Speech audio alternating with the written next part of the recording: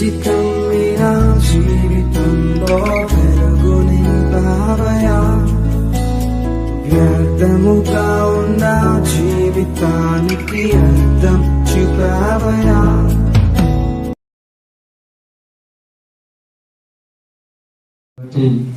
Bible గ్రంథంలో నుంచి కొంత సమయము దేవుని వాక్య భాగం ధ్యానించుకొని కోరికను ముగించుకుందాం.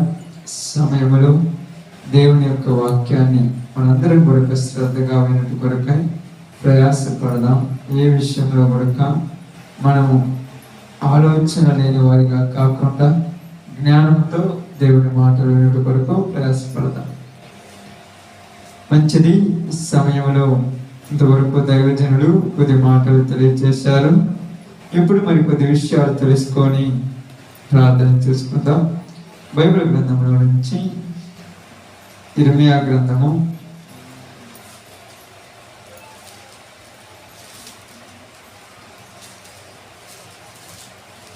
17వ అధ్యాయం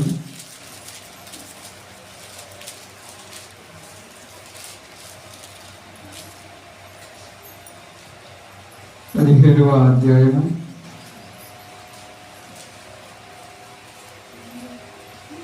12-13 వచనాలు జాగ్రత్తగా చదువుకుందాం. ఉన్నత స్థలము నుండి మహిమ గల సింహాసనము మొదట నుండి మా పరిశుద్ధాలయ స్థానము, ఇశ్రాయేలుకు ఆశ్రయమా, యెహోవా నిన్ను విసర్జించి వారందరూ సిగ్గునందుదురు.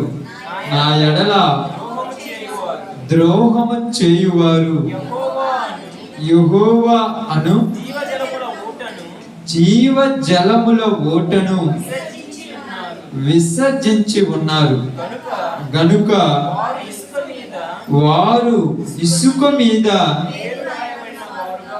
పేరు రాయబడిన వారుగా ఉందురు. 18వ వచనం చదువుదాం. నన్ను సిగ్గుపడనీయక నన్ను తరుము వారిని సిగ్గుపడనిమ్ము, నన్ను దిగులు పడనీయక వారిని దిగులు పడనిమ్ము, వారి మీదికి ఏందమ్మా ఆపత్తినము రప్పించుము, రెట్టింపు నాశనముతో వారిని నశింపజేయు. దేవుడి వాక్య భాగం మన మధ్యలో ఆశీర్వదించును గాక. ఆమేన్. కుడి వచ్చిన అందరికి ప్రభునామములు శుభాలు వందనాలు తెలియజేయుచున్నాను. ఎక్కువ సమయం నేను మీతో ఈ సమయంలో సంభాషణ చేయను, అంటే దేవుని మాట ఎక్కువ సమయం మీకు చెప్పను కానీ కొద్దిగా సమయం చెప్పి ప్రార్థన చేసి కొడుకును ముగిస్తాను. కొంచెం సమయము శ్రద్ధగా ఆ కొద్ది సమయాన్ని మీరు వినాలి. ఎందుకంటే ఇక్కడ రాయబడినటువంటి సందర్భము చాలా విలువ కలిగినటువంటి సందర్భం.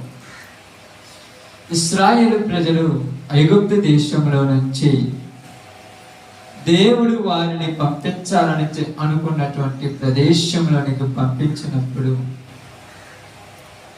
మరలా వారి పరిస్థితులను బట్టి, వారికి ఉన్నటువంటి స్థితిగతులను బట్టి వారి ఆలోచన కలిగినప్పుడు ప్రవక్త అయినటువంటి ఇర్మియాను దేవుడు ఏర్పరచుకొని ఇర్మియా గారి ద్వారా కొన్ని మాటలు వాళ్ళకి హెచ్చరికగా రాయించారు. ఎందుకంటే ఇర్మియా గ్రంథమును చదివినప్పుడు కొన్ని విషయాలు వాళ్ళకు అర్థం చేసుకునేటట్టుగా, వాళ్ళకు ఆలోచింపదగినట్టుగా ఉంటుంది. ఎందుకంటే దానియేలు ఉపవాసం నుండి ప్రార్థన చేస్తున్నప్పుడు అతని జీవితంలో అతను గుర్తించింది ఏంటంటే 70 వారముల తరువాత మాకు విడుదల వస్తుందని ఎవరు గ్రహించాడమ్మా? ఎలా గ్రహించాడని రాయబడింది? ఇర్మియా రాసిన గ్రంథమును చదివి తిని అని రాయబడింది అక్కడ. దానియేలు గ్రంథం తర్వాత చదువుతాం.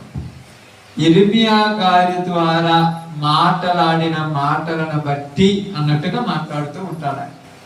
ఎందుకు చెప్తున్నానంటే ఇది వారు చెరలోనికి పోకముందు వారికి తెలియచేసిన తర్వాత వారు దేవుని విసర్జించటం వలన దేవుడే వాళ్ళను నెబుకద్నెజరు చేతికి అప్పగించినట్టుగా మనకు బైబిల్ గ్రంథం స్పష్టంగా తెలియజేయుచున్నది.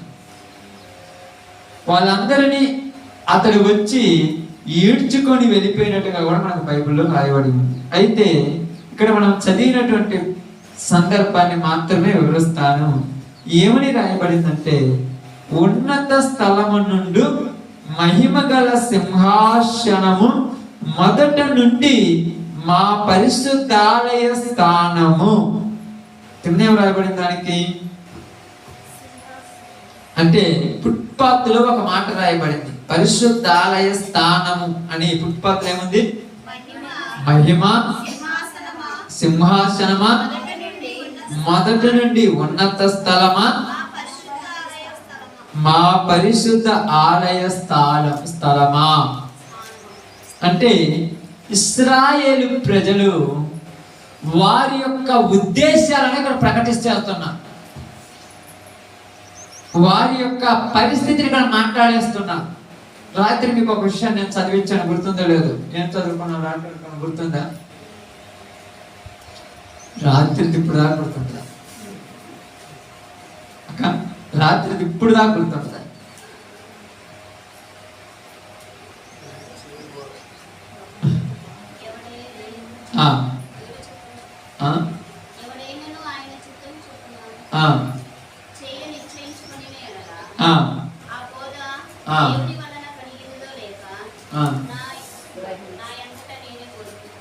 అని ఎవరు గ్రహిస్తాడంట అని చెప్పాను? దేవుని ప్రకారం బ్రతకాలని నిశ్చయించుకునిన వాడు అని చెప్పాను. నేను దేవుని ప్రకారం బ్రతకాలి, నేను దేవుని చిత్తానుసారంగా బ్రతుకుతాలి అని నిశ్చయించుకునిన వాడు. నిశ్చయించుకోవటం అంటే అతడు ఒక తీర్మానం తీసుకోవడం.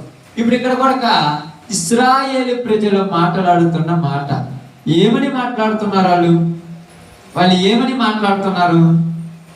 వాళ్ళ ఆలోచన ఎలా ఉందంటే, ఇదిగో ఉన్నత స్థలములో ఉన్నటువంటి మహిమ గల సింహాసనము మా సింహాసనము అని వాళ్ళు అనుకుంటున్నారు.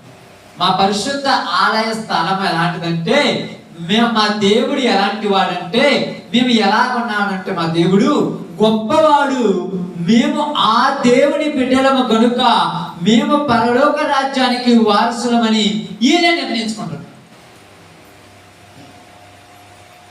ఎవరు?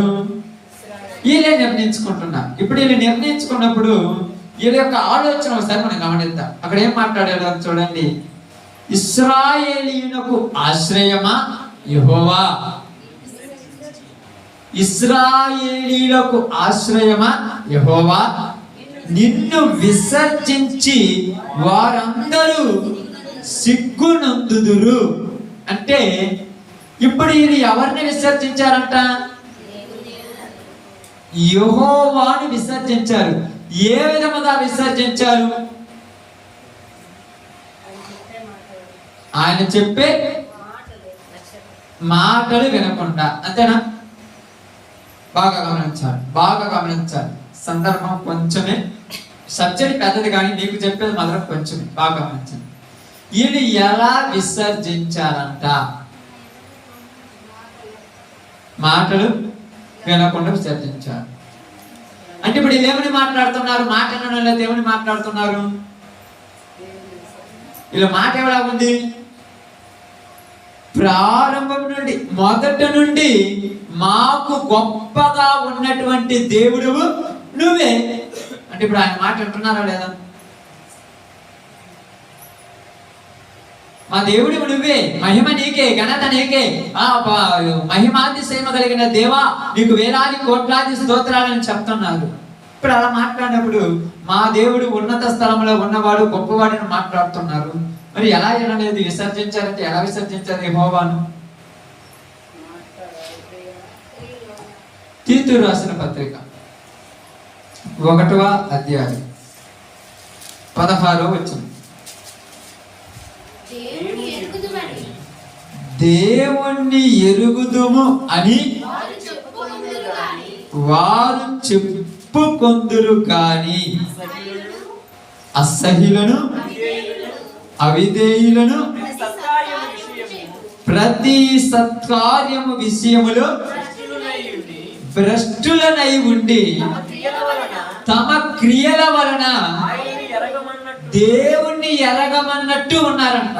అంటే చెప్పేది మాత్రం దేవుడు అంటున్నారు, చేసేది మాత్రం వేరేది. చెప్పేదానికి చేసేదానికి ఏం లేదక్క, పొందన లేనే లేదు. పొందన లేకపోతే కుదురుద్దా? ఎందుకంటే వీళ్ళు ఎలాంటి వాళ్ళు అని చెప్తున్నారంటే, బాగా గమనించి ఆలోచిద్దాం. వీళ్ళు ఎలాంటి వాళ్ళు అంటే, ఇలా బ్రతుకులు ఎలాంటి అంటే, ఇలా పరిస్థితులు ఎలాంటి అంటే, వీళ్ళ జీవితాలు ఎంత దౌర్భాగ్యమైనవంటే, ఇర్మియా గ్రంథం 17వ అధ్యాయం 1వ వచనం చదవండి, మీకు అర్థం.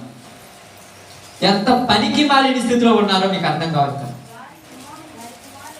వారి కుమారులు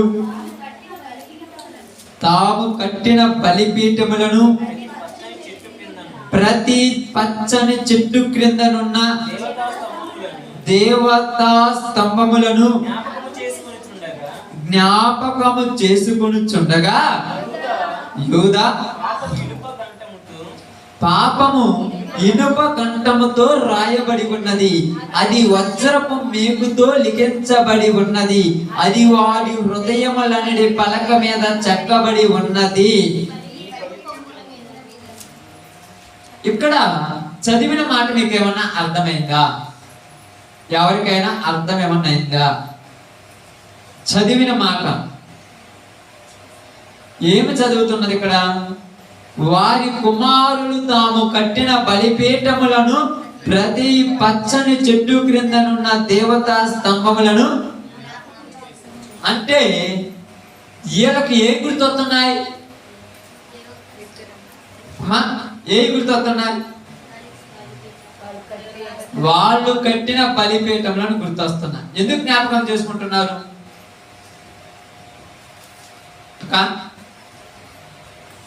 ఎందుకు జ్ఞాపకం చేసుకుంటున్నారు అంటే, వాళ్ళ పరిస్థితి ఎలాంటిదని చూడండి ఒకసారి. కింద 2వ వచనం చదవమ్మా.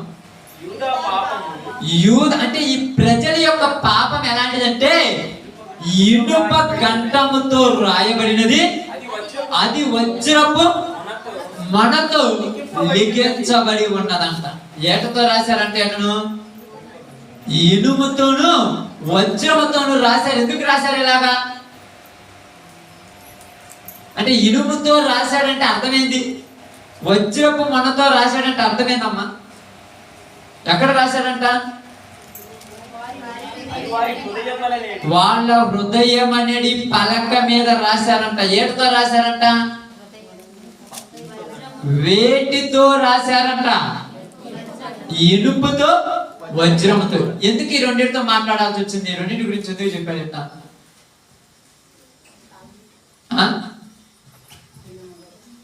ఇనుము వజ్రం, ఈ రెండింటి గురించి ఎందుకు మాట్లాడాడు?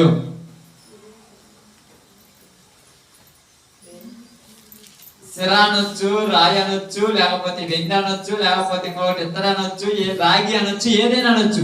ఇనుము వజ్రం అనే ఎందుకు వాడాడు? అవి బలమైనవి అంట. ఓకే, మంచిది. ఇంకా కరెక్ట్ చెప్పండి. ఇంకా ఎందుకు రాశాడు? బలమైనవి అంటే ఎలాగా?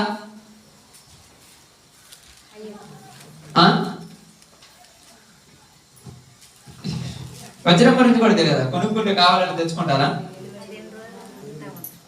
అది వాడు చచ్చినా కూడా వాళ్ళ హృదయాలలో ఉన్న పాపం మాత్రం పోదండి. సచ్చనైనా సత్తారు కానీ, మంచానికైనా అడ్డం పడతారు కానీ, రేపో మాపో సత్తున్నావురా, నువ్వు చచ్చిపోతావు, నీ బిడ్డలు ఏమవుతారు అంటే, ఎవరు ఎంత చచ్చినా పర్వాలేదు, నా హృదయంలో మాత్రం ఆ వ్యభిచారము, ఆ దొంగతనము, అబద్ధాలు నేను రాసుకున్నాడు, నేను చచ్చినా మరిచిపోను అంటున్నారు వీళ్ళు. ఇంకెప్ప బుద్ధి రావాలి చెప్పండి. ఇంకా బుద్ధి ఎప్పుడంతా చెప్పండి. మా కాటికి కాళ్ళు చాపినా రేపో మాపో చస్తాడని చెప్పినా, హాస్పిటల్లో ఉన్నటువంటి డాక్టర్ ఇంకా అవకాశాలు లేవని చెప్పినా, చుట్టుపక్కల ఉన్న వాళ్ళు నీకు అవకాశం లేదు నువ్వు చచ్చిపోతున్నావు అని చెప్పినా, చచ్చినా పర్వాలేదు కానీ చేసేటువంటి పాపాన్ని మాత్రం మానను అంటున్నారు వీళ్ళు. అది వజ్రముతో రాసుకున్నారంటే. వజ్రము ఏనితో పగలగొట్టలేదు తెలుసా? వజ్రాన్ని దేనితోనైనా పగలగొట్టడం కుదురుద్దా? ఇనుము ఎంత గట్టిదో తెలుసా? ఇప్పుడు వీళ్ళ హృదయాలలో వీళ్ళు దాచిపెట్టుకున్న దరిద్రమైన పాపము ఎంత గట్టిది కాబట్టి వీళ్ళకి ఎంత చెప్పినా వీళ్ళ బుద్ధులు మారవు. ఎంత చెప్పినా మారుతాయా? ఎన్ని సంవత్సరాలు చెప్పినా మారతాయా? ఎంత దరిద్రం చెప్పినా మారతాయా? కట్టుకున్నటువంటి భర్త కళ్ళ ముందే నాశనానికి వెళ్ళిపోతుంటే, కన్న బిడ్డల కళ్ళ ముందే పనికి మానవులుగా తయారవుతుంటే నీ బతుకు ఎందుకు మారలేదని బైబిల్లో ఏదో అని అడుగుతున్నాడు దేవుడు. అది మారదు. ఎందుకు మారదంటే ఇనుప కంఠముతో రాసుకున్నాను నేను. ఎందుకు మారదంటే వజ్రపు మనతో రాసుకున్నాను నేను. ఎంత జాగ్రత్తారు కానీ కొన్ని దరిద్రమైన పనికి మారిన పనులు ఇంకా గుర్తు తెచ్చుకుంటూనే ఉంటున్నారు. అంత అవసరం ఏంది అలాగ నాకు అర్థం కాల. అంత అవసరమేంది? అంత అవసరమేంది? మిమ్మల్ని లేపడానికి నేను స్తోత్రాలు అల్లడి అస్సలు చెప్పను. నేను మిమ్మల్ని లేపాలనాల్సిన అవసరం నాకు లేనే లేదు. దేవుడు చెప్పమన్నాడు చెప్పి వెళ్ళిపోతాను అంతే. అంత అవసరమేంది ఇక్కడ అవసరమేంది? ఇక్కడ ఏమంటున్నాడు? ఇశ్రాయేలీలు అని యోధా వారి యొక్క పాపము ఏటితో రాసుకున్నారంట వాళ్ళ హృదయం అనే పలక మీద, ఇనుముతోను వజ్రపు మనతోను. మీకు మనం తెలుసో తెలియదు, మనం ఒక చోట పరిచర్యకి వెళ్ళినప్పుడు ఎంత చెప్తున్నా కూడా ఆ మనిషి యొక్క హృదయంలో ఉన్న దరిద్ర బుద్ధి మాత్రం బాగట్ల. ఎన్నైనా చెప్పు, ఎంతైనా చెప్పు, అట్ట కాదయ్యా, ఇట్ట కాదమ్మా, ఇంత చేద్దామమ్మా, ఎన్నైనా చెప్పండి, నా మనసులో ఉన్న దరిద్ర బుద్ధి ఏంటి తెలుసా? నేను మాత్రమే, మేము మాత్రమే, నాది మాత్రమే అనే పనికి మాలిన బుద్ధి ఉండటానికి కారణం ఏంటంటే ఆ హృదయం మీద రాసుకున్నది ఆ మనిషి. ఏ దాంతో రాసినా చెరిపోయొచ్చమ్మా. పెయింట్ ఒకవేళ ఈ గోడ మీద ఏదన్నా రాశారనుకోండి, పెయింట్ వేసి చెరిపోయొచ్చు. లేకపోతే రంధ్రాలు కొట్టి రాశారనుకోండి, బొక్క బుడి చేయొచ్చు. కానీ ఇక్కడ దేంతో రాసుకున్నారంట? ఇనుము మనతో, ఇనప గంటముతో రాసుకున్నారు. ఎడికొస్తారు, కూర్చుంటారు, మా మోకాళ్ళ మీద కూర్చున్నారు, బలులు అర్పిస్తున్నారు, ప్రార్థనలు చేస్తున్నారు, దేవా నీ ఎంత గొప్పవాడు లేడంటున్నాడు. ఇక్కడున్న దరిద్రాన్ని ఎందుకమ్మ వదిలిపెట్టలేదు ఈ బుద్ధి లేనోళ్ళు. బయటికి పోగానే మరలా వాళ్ళ కుమారుల కంటే ఏం గుర్తొస్తున్నాయంట? మా కుమారులు తాము కట్టిన బలిపీఠములు ప్రతి ప్రధాన చెట్టు కింద దేవతా స్తంభములను జ్ఞాపకం. ఎందుకంత జ్ఞాపకం ఎందుకు? ఏమిదా బుద్ధి లేదట్టు జ్ఞాపకం తెచ్చుకోవడానికి అర్థం కాదా? వాటిలో ఏ గుర్తున్నాయని జ్ఞాపకం తెచ్చుకోవడం అంత మంచియా? ఏమంటున్నారు కిందికి వచ్చిన తర్వాత చూడండి, వాళ్ళ మాట్లాడుతున్నప్పుడు బాగా బైబిల్ గ్రంథం మీకు అర్థం కావడానికి చెప్తున్నాను చూడండి. ఒక మాట అర్థం కావడానికి చెప్తున్నాను చూడండి.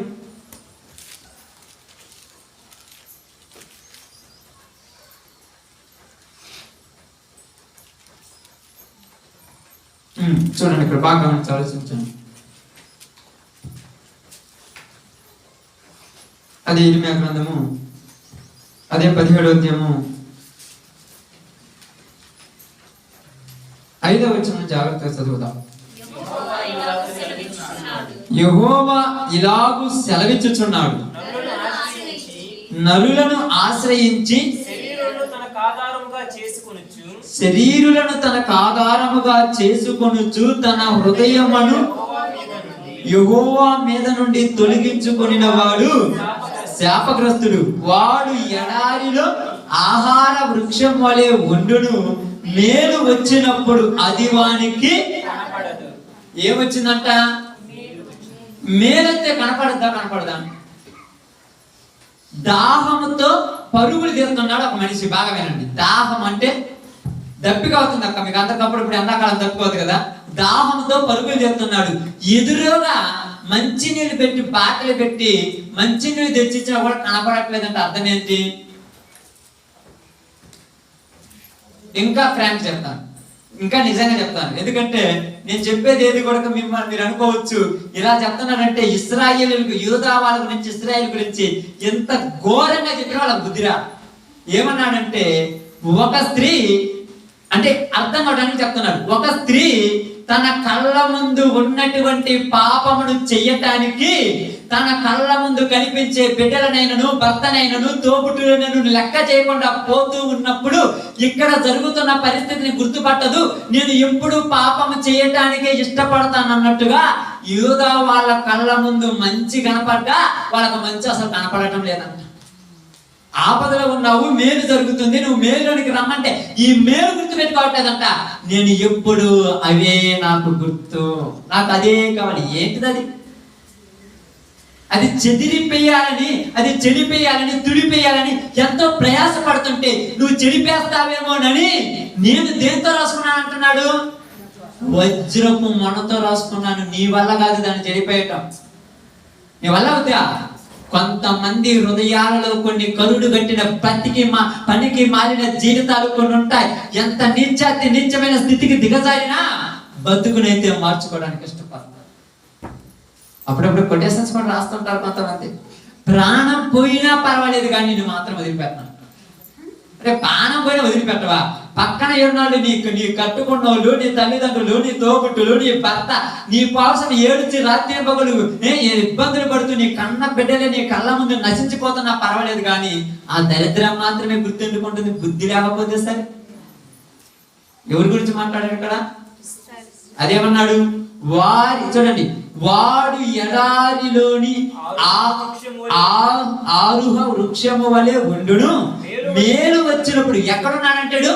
ఎడారిలో ఆరుహ వృక్షము వలె ఉన్నాడు. ఎడారిలో ఒక వృక్షం ఉంటే దానికి ఏదైనా ఆధారం ఉంటుందా? దానికి ఏదైనా దిక్కుంటుందమ్మా? ఎడారిలో కూడా ఎడారి ఎలా ఉంటది? ఎడారి ఎలా ఉంటది? ఎలా ఉంటుంది? ఈ ఎండతో, నీళ్లు లేక జీవితం ఆ యొక్క పరిస్థితిలో ఆ యొక్క ఎడారిలో ఉన్నది దిక్కు లేక, పట్టించుకునే వాళ్ళు లేక, ఏమి లేక, ఏదిరా నా పరిస్థితి అని ఆలోచిస్తున్నప్పుడు ఆ వృక్షానికి నీళ్లు కనపడితే ఆ వృక్షం పచ్చబడదు కదా. కానీ ఇది ఎలానంట?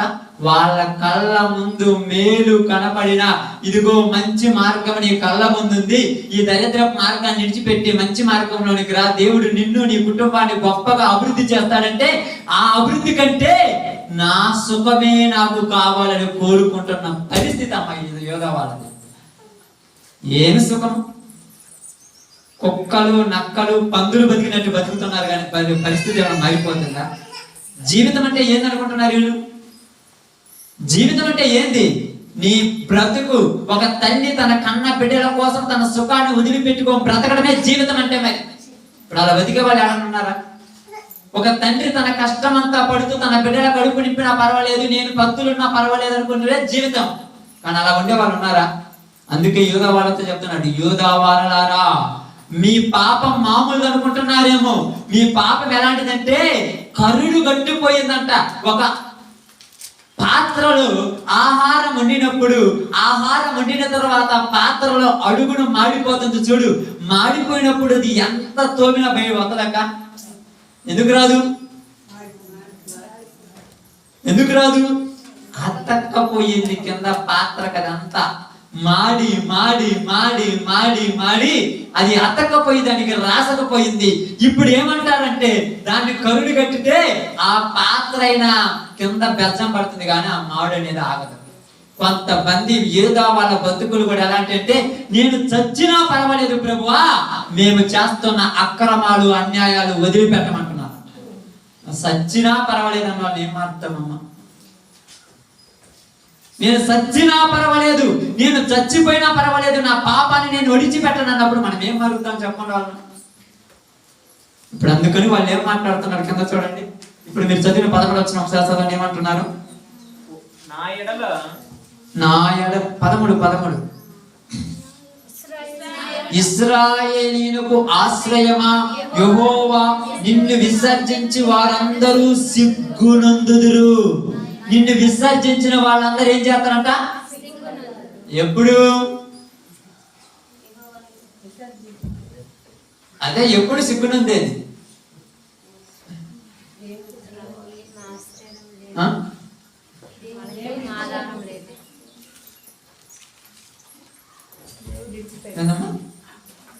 చెప్పిందే చెప్పండి, మీరు చెప్పేది గట్టిగా చెప్పండి. మామూలుగా వద్దన్నప్పుడు మాట్లాడతారు. దేవుణ్ణి విడిచిపెట్టినప్పుడు సిగ్గు నొందుతారు అన్నారు, కరెక్టే కాదంటే. అస్సలకి ఇక్కడ దేవుణ్ణి విడిచిపెట్టారనే మాట ఆల్రెడీ వాడు దేవుడే లేడు, మరి వాళ్ళకి ఎప్పుడు సిగ్గు వస్తుంది? వాళ్ళకి సిగ్గు రావాలని బాగానండి, వారికి సిగ్గు రావాలని వాళ్ళందరినీ ఎవరి చేతికి అప్పగించాడమ్మా? శత్రువుల చేతికి అప్పగించిన సిగ్గు రాలేదంట. మరి ఏంది ఎప్పుడు వస్తుంది వాళ్ళకు? వారందరూ కూడా ఒకానొక దినమందు క్రీస్తు న్యాయపీఠం ఎదుట కూర్చున్నప్పుడు తప్పు చేసిన ప్రతి వాడు సిగ్గుతో తలవంచుకునే దినము వచ్చును అని రాయబడి. ఈ రోజు దేవుని మందిరంలోనికి వస్తూ దేవుని వాక్యాన్ని వింటున్నా, దేవుని మాటలు వింటున్నా, ఎన్ని చేస్తున్నా కూడా వీళ్ళ కరుడు కట్టిన జీవితాలు మారలేదంటే వాళ్ళు ఒక రోజు సిగ్గుపడతారని ఇక్కడ ఇర్మియా గారు మాట్లాడుతున్నారు. ఎందుకంటే వీళ్ళు ఏమంటారంటే, వీళ్ళు మాట్లాడే మాటలు బల్లెకొని ఎట్లా మాట్లాడుతున్నారు చూడండి, అక్కడ చదవండి. అక్కడ నా ఎడల ద్రోహము చేయువారు యెహోవా అను జీవజలముల ఓటను విసర్జించి ఉన్నారు గనుక వారు ఇసుక మీద, ఎక్కడ రాసుకున్నారంటే పేరు? ఇసుక మీద పేరు ఒక దిక్కుంది, ఇంకొక పేరు ఎక్కడుంది? వజ్రము మీద, వజ్రం అనే కొనలతో, ఇనుము అను మేకుతో వాటి మీద పేరుంది. ఇసుక మీద తొందరగా చెడిపోతుందా? వజ్రాల మీద ఇనుపుతో ఉండేవి తొందరగా చెడిపోతాయా? దేవుణ్ణి ఎలా ఆధారం చేసుకున్నారంటే జనాలు ఇసుక మీద పేరు రాసుకున్నట్టు ఆధారం చేసుకున్నారు. అంటే ఇసుక మీద పేరు రాసుకున్నట్టు అంటే చెప్పండి. స్తోత్రం. ఏంటి అలా వచ్చినమ్మటే, అలా రాకుండా ఎంత బాగా కనపడుతుంది తెలుసా? ఎంత లోతులో పెట్టుకొని బాగా రాసుకుంటాడు, ప్రకాష్ అని పేరు, పెద్ద పేరు రాసుకున్నాడు. అలా వచ్చి ఆ పేరుని ఏం చేసింది? అదే విధముగా ఇలా బ్రతుకులన్నీ కూడా ఎలా ఉన్నాయంటే, ఈ మాటలు వినేటప్పుడు అయ్యో దేవా అంటాడు, బయటికి పోగానే ఆ దరిద్రమైన పాపపు ముఖాలను చూడగానే ఎన్ని మర్చిపోయి అదే బదులే మామూలే కదా, నేను నీతో సంతోషంగా ఉండాలి అంటున్నాను. బయటికి పోగానే మర్చిపోతున్నావా? అప్పుడప్పుడు మీ జీవితాల్లో, మన జీవితాల్లో చెప్తున్నాను చూడండి, మన కుటుంబాల దగ్గర పోగానే ఓర్చుకోవాలి ఓర్చుకోవాలి ఓర్చుకోవాలని బండ బుద్ధినట్టు బైబిల్ వాక్యం చెప్తుంటే, ఇంటి దగ్గర పోతే ఎవరైనా మిమ్మల్ని అంటే ఓర్చుకుంటున్నారా? పేరు ఎవరు రాసుకున్నారు?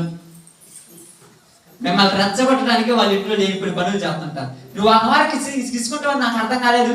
నీ పేరు చెడిపేసుకుంటున్నావు. మరి ఈ కోపం అనేది దేంతో రాయబడింది? ఇనుముతో వచ్చినట్టు అది చెడిపోదు, ఇది చెడిపోదు కదా, చెడిపోద్దా? ఏందమ్మా చీటికి మరి చెదిరించుకున్నావు, నీ ముందు మాట్లాడలేకపోతాం అంతే, అది చెడిపోరా. ఇది మాత్రం చెడిపోయింది. ఎవరు చెప్పినటువంటి ప్రేమ ఆప్యాయత చెదిరిపోద్ది. ఎందుకంటే ఎవరు రాసుకుంది పేరు? ఇది ఇసుక మీద లాంటిది, అది వజ్రం మేకుతో రాయబడినటువంటి పేరు. అది చెడిపోదు, అది చెడిపోదు. లోపల కరుడు కట్టుకుపోయిన జీవితాలు. అప్పుడప్పుడు మీరు చూస్తుంటారు చూడండి, దేవుని సన్నిధిలో దేవుని మాటల కొరకు ప్రయాసపడాలని ఎదురు చూస్తుంటారు, కానీ కేవలం ఇసుక మీద ఇల్లు కట్టుకొని ఏమవుతున్నారు? ఇసుక మీద పేర్లు రాసుకొని ఒక అపోహలోకి వెళ్ళిపోయారంట మీ ఇశ్రాయేలు ప్రజలు. మేము పరలోకి వెళ్ళిపోతాం. ఎక్కడికి వెళ్ళిపోతారంట? ఇప్పుడు ఏమొచ్చింది? ఆవాళ్ళ సముద్రాన్ని ఎప్పుడైనా చూసారా? ఎందుకు చూడలేదు అంటారు? సినిమాలలో, సీరియల్లో చూసారు కదా? ఓకే, చూశారు. ఇప్పుడు వీళ్ళ మనుషులలో ఒకటి అనుకున్నది ఎంత గట్టిగా ఉంటదంటే అది తీర్చుకునేదాకా ఇలా కోరిక తేలదు. మరి వాక్యం అంత గట్టిగా. ఇప్పుడు ఉదాహరణకు ప్రసాద్ ఫంక్షన్ జరుగుతుంది. ప్రసాద్ ఏమంటారంటే ఫంక్షన్ రావడం ఖచ్చితంగా అంటాను. నేనేం చేస్తాను, నాకు అర్జెంట్ పని ఉందంట. పని ముఖ్యమైన నేను ముఖ్యం అంటే ఇప్పుడు ఏమది పెడతాం సీను? అమ్మే ఒక్కరోజు ఏం కాదు, ఫంక్షన్ పోదాం, రేపు ప్రసాద్ రమ్మన్నాడే ఫీల్ అవుతారు అనమాట. అదే దేవుని మందిరం ఉంది, పని ఉంది, నేను వదిలిపెడతాం సీను. అందుకని ఏమన్నా తెలుసా? నరులను ఆశ్రయించువారు. ఎవరిని ఆశ్రయించారు? మనుషుల కోసం అయితే ఏదైనా వదిలిపెడుతున్నావు, దేవుడి కోసం ఏదైనా వదిలిపెట్టావా? వదిలిపెట్టకూడదని ఎక్కడ రాసుకున్నావు? ఇనుముతో వజ్రంతో రాసుకున్నావు వదిలిపెట్టకూడదు దేన్నని. కానీ దేవుడిని వదిలిపెట్టాలని ఎక్కడ రాసుకున్నా? ఇసుక మీద దేవుని కోసం వదిలిపెట్టకూడదని రాసుకున్న జీవితాలు. కొన్ని బ్రతుకులంటే నీకు అర్థం కావాలి చెప్తాను. పని లోకాన్ని వదిలిపెట్టకూడదని గట్టిగా దేంతో రాసుకున్నా? వజ్రంతో రాసుకున్నా. దేవుని వదిలిపెట్టాలని ఇసుక మీద రాసుకున్నా. బాగా ఉన్నప్పుడు ఏమంటా? రోజు ప్రార్థన బాబు తిట్టాయా? ప్రార్థన బాబు తిట్ట ఆలోచన అనుకో, ఏదో ప్రార్థన రాదంటే నీకేం పని పట్టిందా? నా కాళ్ళు నొప్పులు, నా మోకాలు నొప్పులు, నా కడుపు నొప్పులు నీకు తెలుసా? ఆలోచిందని చెప్పండి అప్పుడు. అంటే అలా జీవితాలు కూడా ఎక్కడ రాసుకున్నారు? ఇసుక మీద. ఇప్పుడు అందుకు అంటున్నాడు యూదా వారి పాపము అంటున్నాడు. ఇక్కడ ఎవరి పాపం అంటది? యూదా వారి పాపము ఎలా ఉన్నదంట? ఇనుప కంఠముతోను వజ్రపు మొనతోను రాయబడినట్టుగా ఉన్నది. అది గట్టిగా రాసుకున్నారు. వాటిని వదిలిపెట్టలేదు. ఒకవేళ నేను మా అమ్మాయి ఉందనుకోండి, ఆ సహోదరి ఉందనుకోండి, ఈ అమ్మాయికి నేను ఒక 500 ఇవ్వాలనుకోండి, అసలు మర్చిపోవా? నిద్రలో లేపినా కూడా గుర్తు పెట్టుకున్నా కనుక ఎప్పుడైతే 500 రాత్రే కదా చెప్పినాను. గొంతు దించుకొని మరి మైకు పెట్టుకుని బయట ఎంతో మంది ఏందిరా ఈ గోళాన్ని తిడుతున్నా కూడా చెబితే గుర్తుందా? దీన్ని మాత్రం దేంతో రాసుకున్నా? వజ్రపు మేకుతో 500 ఇవ్వాలి, 1000 రూపాయలు ఇవ్వాలి, 10,000 ఇవ్వాలి, 20,000 ఇవ్వాలని ఇది రాసుకున్నాం. వాక్యాన్ని మాత్రము ఇసుక మీద రాసుకున్నాం అప్పటికప్పుడు అని. ఇప్పుడు అలా రాగానే వాక్యం పడిపోయింది. ఆలోచిపోయినా కూడా ఆ వజ్రం మీద రాసింది కరిగిపోద్దమ్మా. పాపాన్ని అలా రాసి పెట్టుకున్నారు మనుషులు. ఎంత చెప్పినా ఇలా బ్రతుకులు మారవు. ఫ్యాక్ట్ చెప్తా. మరి మారినప్పుడు ఎందుకు చెప్పాలి? ఇది కూడా బాగుంది కదా. మారినప్పుడు ఎందుకు చెప్పాలంటే ఏళ్లకు బుద్ధి కలిగించడానికి, వాళ్ళని తీసుకురావడానికి చెప్పాలి. ఏమన్నాడు పౌలు గారు? నా రక్త సంబంధులకు సిగ్గు కలిగించాలని నేను బయట వాళ్ళని నా దగ్గర వాక్యం చెప్తున్నాను. వాళ్ళు మారుతారు, మీకు సిగ్గు వస్తుంది. ఇంత ఫ్రాంక్ ఉండే వాక్యం అంటే బైబిల్ అవుతుంది. నేను చెప్పే ప్రతి మాట ఒకవేళ మీకు ఏదే విధంగా ఉండొచ్చేమో కానీ ప్రతిదీ విత్ బైబిల్ వచ్చినవే మాట్లాడతాను. ఇక్కడ మాట్లాడుతాను. ఒక 15 సంవత్సరాలు లేదా 5 సంవత్సరాలు 6 సంవత్సరాల క్రితం లేదా 10 సంవత్సరాల క్రితము మనం కొన్ని చిన్న తప్పులు చేసి ఉంటాం. అది మన దృష్టిలో చిన్న, దేవుని దృష్టిలో పెద్దది అయిపోతుంది చేసి ఉంటాం. ఇప్పుడు కటెక్కిన ఆ యొక్క ప్రదేశం కానీ, ఆ యొక్క సందర్భం కానీ, ఆ సిచ్యువేషన్ కానీ జరగగానే వెంబటే గుర్తొస్తుందా రాదా? చేసిన తప్పులు కానీ గుర్తొస్తుందా రాదా? ఏదో కొండ దగ్గర పోయినాం. ఆ కొండ దగ్గర ఒక పైన తిరణాలంటే రికార్డ్ డాన్స్ చేస్తుంటే షెడ్యూల్ తీసుకున్నా, వీడియో తీసుకుని వచ్చాను. ఆ కొండ కడిగి బాగానే కడిగిన గుర్తొస్తుందా రాదా? మరి దేవుని మందిరంలోకి వచ్చినప్పుడు అలా ఈ వాక్యం గుర్తొస్తుందా? మరి ఎంతో రాసుకున్నాం ఇది? ఇసుక మీద రాసినట్టు వాక్యాన్ని హృదయం మీద రాసుకున్నాం. ఈ హృదయానికి చిన్న బాధ అవుతుంది. చిన్న బాధ తెలుసు కదా మీకు. బాధ రాకుండా ఉంటుంది అందరికి వచ్చే చిన్న బాధ. ఏం బాధ చిన్నదంటే? మీరు చెప్పాలి. మీరు చిన్న బాధ అంటే ఏంటిది? ఇంట్లో పిల్లోడు ఏడ్చాడు, వాక్యం మర్చిపోతా. ఈ బాధకే మర్చిపోతా. అవును మరి చిన్న వాటికే వాక్యాన్ని మర్చిపోతాం. కానీ ఇంట్లో గొడవ పడుతుందని పొయ్యి మీద లేకపోతే నువ్వు తినాలనుకున్నటువంటి ఆహారాన్ని తినకుండా మానుకుంటావా? నువ్వు వెళ్ళాలనుకున్నటువంటి ఊరికి వెళ్ళకుండా మానుకుంటావా? ఇంట్లో గొడవ పడ్డామని. నువ్వు చెయ్యాలనుకున్న పని చేయకుండా మానుకుంటావా? కొంతమంది ఉన్నారు. సామెతల గ్రంథం 6-7-8 అధ్యాయాలు చదువుకొని పోయిన తర్వాత వ్యభిచారము కలిగిన స్త్రీ అంట తను చెయ్యాలనుకున్నది ఎలాగైనా చేస్తాను. యోధా వాళ్ళను దానితో పోల్చారమ్మా. అంత ఘోరంగా పోల్చారు దేవుడు యోధా వాళ్ళను. మీరు నాకు బాధ కలిగిస్తున్నారు అనుకుంటున్నారేమో కానీ మీరు బాధలలో ఉన్నప్పుడు, మీకు ఇబ్బందులలో ఉన్నప్పుడు నేను మీకు మేలు చేశాను. ఇక్కడ కూర్చున్న ప్రతి ఒక్కరికి దేవుడు మేలు చేశాడు అనేదా? మరి మేలు చేశాడు కానీ నీ బతుకునేమన్నా మార్చుకున్నావా? మార్చుకున్నామేమన్నా? మారలేదు. మరి ఏం చేస్తాం? మారలేదు. మారకపోతే దేవుడు ఏం చేస్తాడు? ఒకరోజు తన ఎదుట నిలబెట్టుకున్నప్పుడు ప్రతి ఒక్కడిని తాట తీసారంటారు. అందుకేమన్నారు తెలుసా? మీరు చూడండి, నన్ను సిగ్గుపడనీయక నన్ను తరుము వారిని సిగ్గుపడనిమ్ము, నన్ను దిగులు పడనీయక వారిని దిగులు పడనిమ్ము, వారి మీదికి ఆపదినము రప్పించుము అని ఎవరు ప్రార్థన చేస్తున్నాడు? అసలు ఆయన ప్రార్థన చేయొచ్చేలాగా ఎందుకు చేయొద్దు అంటున్నాడంటే, ఈడ ఎన్నది ఒకటి, సామ్యూయల్ గారు ఈడ ఎన్నది ఒకటి, బయటకు పోతే గుర్తుండదా? ఎందుకు గుర్తుండదు? ఎందుకు గుర్తుండదు అంటే ఎన్నామంటున్నాం?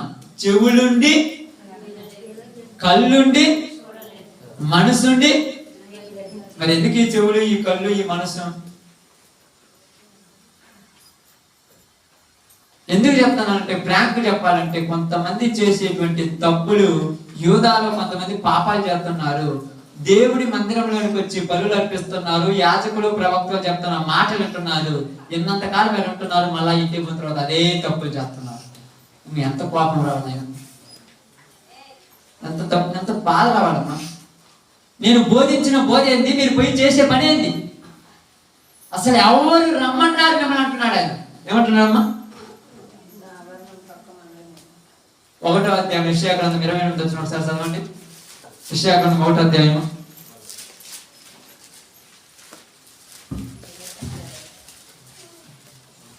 నేను మొత్తము రెఫరెన్స్ చూపాను, 2-3 మాటలు చెప్తాను. యెషయా గ్రంథం 1వ అధ్యాయము 28 అమ్మా చూడండి. అతిక్రమము చేయువారును పాపులను నిశ్శేషముగా నాశనమవుదురు. అతిక్రమము చేయువారును పాపులను నిశ్శేషముగా. ఎందుకంట? ఎందుకు? ఇక్కడ రండి, అదే 1వ అధ్యాయం 15 వచ్చిన ఒకసారి చదవండి. మీరు మీ చేతులు పైకెత్తినప్పుడు మిమ్మును చూడక నేను కళ్ళు మూసుకుంటున్నాను దేవుడు అంటున్నాడు. మనం వాళ్ళు చూడటానికి ఆయనకు అసలు అసహ్యం అవుతుందంట మన బతుకులు ఆడమని. మనం చెయ్యెత్తి ప్రభువా అన్నప్పుడు ఆయన కళ్ళు మూసుకుంటున్నానంట. ఎందుకు? చూడండి ఎందుకు అంటున్నాడు, చూడండి అక్కడ. మీ చేతులు పాపము చేసిన చేతులు, మీ చేతులు అక్రమము చేసిన చేతులు, మీ చేతులు అన్యాయము చేసిన చేతులు, మీ చేతులు దోహము చేసిన చేతులు అంటున్నాడు. మీ చేతులు రక్తముతో నిండి ఉన్నవి, మిమ్మును కడుగుకొనుడి, శుద్ధి చేసుకొనుడి. మీ దృష్టిలో నాకు కనపడకుండా వాటిని తొలగింపుడి. కీడు చేయుట మానుడి, కీడు చేయుట మానుడి. ఎందుకు అంటున్నాడు ఇక్కడ? మీరు బహుగా ప్రార్థన చేసినను వినను. ఎంతగానో వచ్చి ఏడుతుంటారు పాప కొంతమంది. నాకు అనిపిస్తుంటది, ఎందుకు ప్రభు ఇలా ప్రార్థన ఆలకించమంటే, ఆయన ఏమన్నారంటే ఇర్మియా గ్రంథంలో మనకే చెప్తున్నాడు, ఊరుకోగాదు. ఏమంటున్నాడు చూడండి, ఇర్మియా గ్రంథంలో 17వ అధ్యాయం ఆయన ఏమంటున్నాడు చూద్దాం. ఇక్కడ ఆయననే మాట కావాలి, నేను చెప్పేది ఏది వద్దు. మళ్ళా ఆయన ఏమంటున్నాడు చూద్దాం. 17వ అధ్యాయం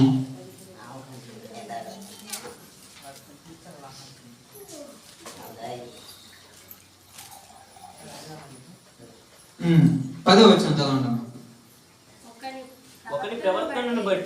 ఒకని ప్రవర్తనను బట్టి వాని క్రియల ఫలము చొప్పున ప్రతీకారము చేయుటకు యెహోవా అను నేను హృదయములను పరిశోధించువాడును అంతరేంద్రియములను పరీక్షించువాడును అన్నాడు. మీరేం చూస్తున్నారు? ఇందాక దైవజనులు చెప్పినప్పుడు 2 వ్యక్తులు వచ్చి నువ్వు నిలబడి ప్రార్థన చేస్తుంది మనం చూస్తాం. కానీ దేవుడు ఏం చూస్తున్నాడు? ఆ వ్యక్తుల యొక్క లోపల ఏముందో చూస్తున్నాడు. పై రూపాలను చూసేవాళ్ళ మనుషులము, దేవుడు హృదయాలను ఎరిగేవాడు. ఇక్కడ కూర్చొని నువ్వు ఏమి ఆలోచిస్తున్నావో ఆయన స్వాధీనమై ఉంటాడు. నీవు ఎవరి గురించి ఆలోచిస్తున్నావో, ఏ పాపముల గురించి, ఏ పనికి మాలిన తత్వముల గురించి, ఏ వ్యర్థమైన పద్ధతుల గురించి ఆలోచన కలిగి ఉన్నావో ఆయనకు తెలుసు. కూర్చొని చెవులు ఇచ్చానంటే ఏ చెవులు అన్నాడు ఆయన? ఏ చెవులమ్మి? వినలేని చెవులు. మరి వినలేని చెవులు అంటే ఎందుకు? నీ మనసు వేరే వాటి గురించి ఆలోచిస్తుంది. ఇప్పుడు ఈ చెవులు చచ్చిపోయిన శవానికి ఉన్న చెవులు, ఈ చెవులు ఒకటే. అది అంత నిజం చెప్పాడు ఆయన. ఏమంటున్నాడు? మీ దేవుడైన యెహోవాను నేను హృదయములను అంతరేంద్రియములను పరీక్షించి తెలుసుకుంటాను. కాబట్టి వాళ్ళ హృదయాలలో పాత కరుడు కట్టుకునే జీవితాలు ఉన్నాయి. అవి ఇంకా వాళ్ళు తుడిపేసుకోలేదు. మీరు చెప్పిన వాక్యాలు మాత్రం పైన రాసుకుంటున్నారు. అట్లా పైన రాసుకుంటున్నారు.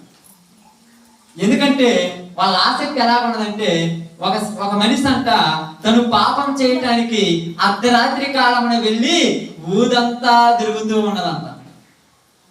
వీధంతా తిరుగుతున్నాడంట ఒకడు పాపం చేయటానికి. అలాగనే నీవు మంచి చేయటానికి రాత్రి కాలంలో నీవున్న మేడ గదిలో కూర్చొని ప్రార్థన చేయటానికి కూడా ఓపిక లేదంట. పాపం చేయటానికి తిరగటానికి ఓపిక ఉంటుంది, కానీ ప్రార్థన చేయటానికి ఓపిక ఉంటుందమ్మా. మరి దేవుడు ఎంత గొప్పగా మాట్లాడుతున్నాడు. ఒక మనిషి తను సంపాదించిన ఆస్తిని సంపాదించుకోవడానికి రాత్రి పగలు కష్టపడతాడు, కానీ ఆత్మను సంపాదించుకోవడానికి 5 నిమిషాలైనా లేచి ప్రార్థనలో కూర్చోవాలి. ఎవరు చెప్తున్నారు అన్నమాట? ఆయనకు మనకేంది? మరి ఏంది మీరు అనొచ్చు, ఏంది ఇలా చెప్తున్నారు? నేనేం చెప్పాను, నాకేం తెలుసు కదా ఎంత అన్నాడు. ఇప్పుడు మనమే చూద్దాం, ఎగ్జాంపుల్ మనమే చూద్దాం. ఒక పని చేయటానికి మీరంతా ఏ టైం నుంచి ఏ టైం దాకా ప్రయాసపడతారమ్మా?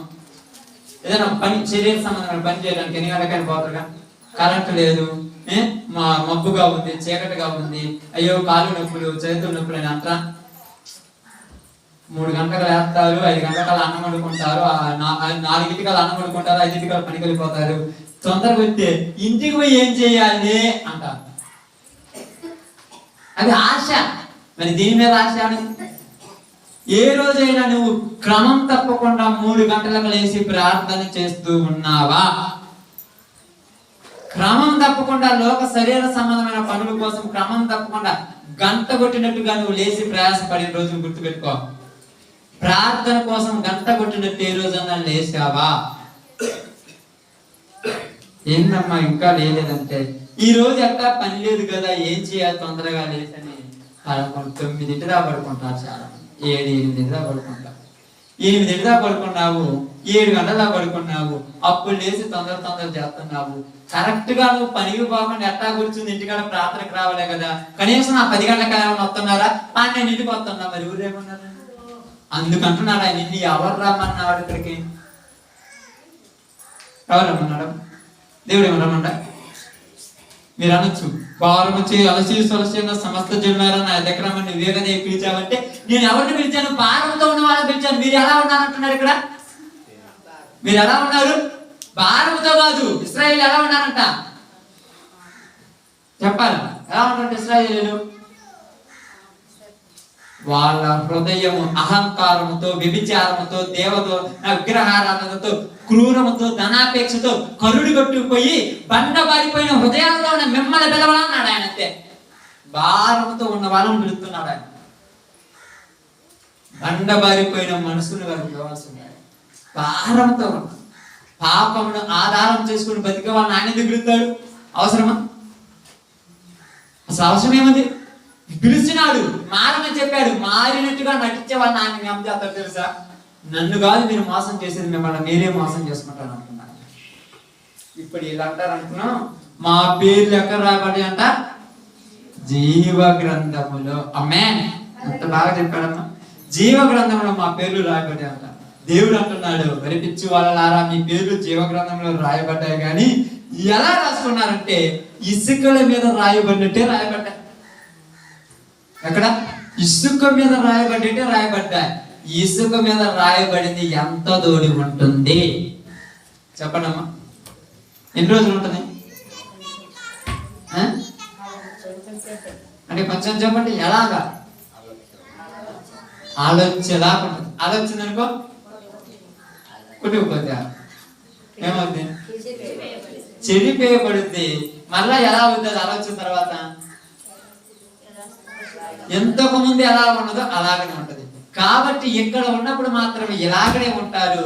మరలా బయటకు పోయిన తర్వాత ఎంతకు ముందు ఎలా బతుకుతున్నారో అలాగనే బతికేవాళ్ళు లేరా? 100కు 98 మంది ఉన్నారు. ఆ 2% అంట మారిపోయింది. ఎందుకంటే ఐగుప్తు దేశం నుంచి వస్తే ఎంతమంది పోయినారు? బయటికి పోయిన తర్వాత మళ్ళా ఎందుకు ఆలోకంలోకి వెళ్ళిపోతారు? చాలా మంది ప్రార్థన ఉన్నప్పుడు, అయ్యా ఏనే ఉండబుద్ధి అవుతుందన్న, ఇక్కడే ఉందామన్న సంతోషం ఉందంట. బయటికి పోగానే పారిపోతుందంటే కంటే లోకంలో మనం కూడా బతకాలి కదా. అందుకే ఇక్కడ అదే మాట్లాడుతుంది. ఇక్కడ ఈ ఊరికి చెమట పోతుంటాము.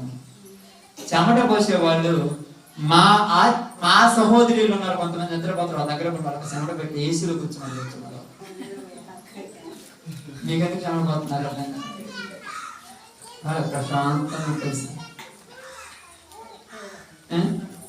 కంటిన్యూ చేయాలి. ఇంకా అది కూడా చేయాలన్న టైం ఎక్కువ అయిపోయింది. అప్పటికి 5 నిమిషాలు 15 నిమిషాలు ఎక్కువ అయిపోయింది. కంటిన్యూ చేయాలి. కానీ బాగా ఇక్కడ ఏం చెప్తున్నానంటే మీ అందరికి, పాపమునేమో వజ్రము మనతోను ఇనుప కంఠముతోను రాసి పెట్టుకున్నారంట. ఎవరు? యూదావారు మంచిని మాత్రం ఎక్కడ రాసుకున్నారంట? ఇసుక మీద రాసుకున్నారంట. మా పేర్లు పరలోకంలోకి. అందుకని దేవుడు అంటున్నాడు, మీ బ్రతుకులు, మీ కుమారులు మీరు కట్టించినటువంటి బలిపీఠములను మళ్ళా గుర్తు తెచ్చుకుంటున్నారు. ఎప్పుడో చేసిన పాపాలు మళ్ళా గుర్తు రావటం అనేది నాకు అర్థం కాదా? అసలు రావచ్చా? నీ ఎదురుగా కనపడ్డా కూడా అసలు నువ్వు గుర్తు అది మర్చిపోవాలంటే అది ఏదైనా. ఈరోజు ప్రార్థనలకు యేసు ప్రభు దగ్గరికి వచ్చి ప్రార్థన చేసి పాపం చేసే వాళ్ళు లేరమ్మా. పిచ్చిగా ఉన్నారు. పాపం అనగానే మీరు వ్యభిచారము, మద్యపానం అనుకోవద్దు. అసూయ, ఈర్ష్య, పగ, ద్వేషము, కుళ్ళు, కుతంత్రాలు ఎన్ని లేవా? ఎక్కువ మంది అయిపోయారు. ఇప్పుడు వీళ్ళు మారేది ఎప్పుడు? వీళ్ళు మారరు అని నేను అనట్లా, దేవుడు అంటున్నాడు. ఎందుకు అంటున్నాడంటే వాళ్ళ హృదయాల మీద దేంతో రాసుకున్నారంట? వజ్రములతో ఇనుప కంఠంతో రాసుకున్నారు. వాక్యాన్ని మాత్రము ఇసుకతో రాసుకున్నారు. చెడిపోతుంది వారికి. పోయిన తర్వాత చూడండి, ఇక్కడ చాలా మంది ఉన్నాం. మనందరం చూడండి, మనం పోయిన తర్వాత ఈ ఒక్కరోజు చెప్తాను చూడండి. మీరు గుర్తు పెట్టుకోండి. మరలా రేపు బుధవారం కానీ, లేకపోతే శుక్రవారం, శనివారం కానీ, శుక్రవారం కానీ, ఆదివారం కానీ, ఎప్పుడైనా మీరు ప్రార్థనకు వచ్చినప్పుడు నేను అవకాశం ఉండి సజీవుడు ఉన్నప్పుడు అడుగుతాను. అప్పుడు మీరు చెప్పండి. ఈ రోజు నుంచి మనం 1 గంటకి ఇంటికి పోతాం. 1 గంట నుంచి నైట్ 1 గంట దాకా మీ లోక జీవితము మీరు గుర్తు రాకుండా ఈ యొక్క 11 గంటలు బతకడం చూద్దాం. చేతలు ఎత్తుకురన్నా జాగ్రత్త చూడండి. నేను సీరియస్గా చెప్తున్నాను. దేవుడు చెప్పిన మాట 1 గంట తోడు బతికి చూడండి. మీ చేతనైతే ఏ గుర్తు తెచ్చుకోకుండా. ఒకవేళ గుర్తుకు వచ్చినా ఎమ్మటే ఏమి రావాలి? పక్కనే వాక్యం చెప్పి ఇది మాట్లాడొద్దని నా దేవుడు నాకు చెప్పాడు కదా, వద్దు ప్రభు, నా నుంచి దాన్ని నేను తీసేస్తున్నాను. ఒకవేళ నీ కళ్ళ ముందు అలాంటి కనపడ్డా, అచ్చా నేను వాటిని చూడకూడదని పక్కగా తప్పుకోపోయేటువంటి పరిస్థితి నువ్వు ఈరోజు చేస్తే నువ్వు ధన్యుడివే, నువ్వు ధన్యురాలు. ఈ ఒక్కరోజు చెయ్యి. ఈ రోజు చేయటం నుంచి ప్రారంభించలాగా. లేకపోతే ఆయన ఏమంటున్నాడు తెలుసా? నేను వచ్చి వాళ్ళ మీద ఏం చేస్తాడంట? వాళ్ళ మీదకి ఉగ్రతను, వాళ్ళను నాశనం చేస్తానంటున్నాడు. ఆ రోజు కంటే ఈ రోజే బెటర్. ఆ రోజు కంటే ఈ రోజు అవకాశం. నేడే రక్షణ దినము, నేడే అనుకూల సమయం అంటున్నాడు. అవకాశం ఇచ్చాడు దేవుడు. ఇంకా కరుడు కట్టుకుపోయి జీవితాలు నాశనానికి దగ్గర పడిపోయి రేపో మాపో చచ్చిపోతాం అనుకుంటాం. మనందరం అనుకుంటాం నాకేం కాలేదని. ఏం కాకపోయినా కూడా గ్యారంటీ లేదక్క ఈ బతుకు. రేపు పొద్దున కాదు, ఎల్లుండి దాకా కాదు, సాయంకాలం దాకా ఉంటామో లేమో తెలియని బతుకులు. కాబట్టి ఇప్పుడే మనకు చెప్తున్నాడు దేవుడు. ఈరోజు ఒక తీర్మానం తీసుకుని చెబుతుంది. తీర్మానం తీసుకుంటా వజ్రపు మేకునైనా, ఆ యొక్క ఇనుప కంఠముతో రాసిన దాన్నైనా దేవుని వాక్యం ఏం చేయాలంట? పగల కొట్టేసేది. అంటే ఈ వాక్యం ఈ రోజు నేను చెప్పిన వాక్యం అంతా పగల కొట్టేతో చెప్పాను. చాలా మందికి బాధ ఉండొచ్చు, చాలా మందికి లోపల కోపం వచ్చి ఉండొచ్చు, చాలా మంది మమ్మల్నే తిడుతున్నారని చాలా మంది రేపు చూసినప్పుడు అనుకుంటారు. అయినా బైబిల్ చెప్పమన్నది కాబట్టి ఆయన వాక్యం ఎలాంటిదంట, బండను పగలగొట్టు సుత్తెన. ఆ బండ మీద రాస్తే పగిలిపోతే ఉండదు అది, ఆ సుత్తెలాగా చెప్పాను, మీ ఇష్టం. జాగ్రత్త పడతారు, అజాగ్రత్త పడతాము మన ఇష్టం. నాకు చెప్తున్నాను, నేను కూడా లోకంలో ఉన్నది నాకు అప్పుడప్పుడు గుర్తొచ్చినప్పుడు వాటిని కూడా పోగొట్టుకుని బతకాలి. అందరికి నేను బతకాలి, నువ్వు బతకాలి, అందరూ బతకాలి. అలా బతుకుతున్నాను కాబట్టి ఈరోజు ధైర్యంగా చెప్పగలుగుతున్నాను. బతకపోతే చెప్పే ధైర్యం మనకు ఉండదు. బతికే వాడే చెప్పగలడు, బతకడం చెప్పలేదు. నువ్వు బతికితే నువ్వు చెప్పగలవు, నేను బతికితే నేను చెప్పగలను, నువ్వు బతికితే నువ్వు చెప్పగలవు. ఓకే, అందరం కూడా తల వంచితే ప్రార్థన చేద్దాం. అందరూ ప్రార్థన గట్టిపడతాం. స్తోత్రం.